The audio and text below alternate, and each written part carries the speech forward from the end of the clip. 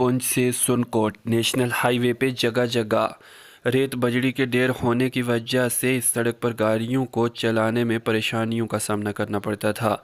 ज़िला तरक्याती कमिश्नर पुंछ राहुल यादव के हिदायतनामे पर आज तहसीलदार लसाना, गिरफ्त महकमा और पुलिस टीम के साथ मौका पर पहुंचे और सड़क के गिरदोनवाह पड़े रेत बजरी के ढेर हटा दिए गए। तहसीलदार मौसूफ ने बताया कि हमने कई मरतबा इन लोगों को बज़रिया नोटिस मुतला किया कि इस रेत बजरी को हटा दिया जाए। जब लोगों ने कहीं अनसुनी कर दी तो आज हमने खुद कार्रवाई की।